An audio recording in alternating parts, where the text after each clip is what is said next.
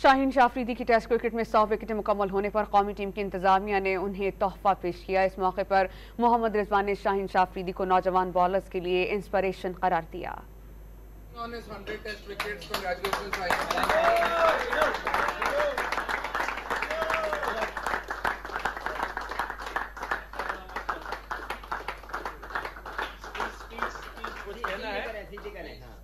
कहने के लिए तो मेरे ख्याल से सबको पता है, पूरे पाकिस्तान को भी पता है और बहुत बहुत मुबारक हो।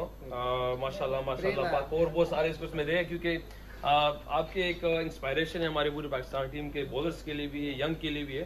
क्योंकि कुछ प्लेयर्स ऐसे होता है कि करंट टीम में भी जो साथ खेलने वाले उनके लिए भी इंस्पायरेशन होता है। जैसे हमारे कप्तान बाबर आजम है, बॉलर्स के लिए आप हैं, ऐसे बहुत से अपने अपने रोल्स का है। हर एक बंदा जैसे शादाब फील्डिंग में हमारे लिए, तो ऐसे अल्हम्दुलिल्लाह अल्लाह पाक और बहुत कुछ दिया आपको। जैसे रेड बॉल में दिया, वाइट बॉल में और जो दिया इससे और ज़्यादा दे।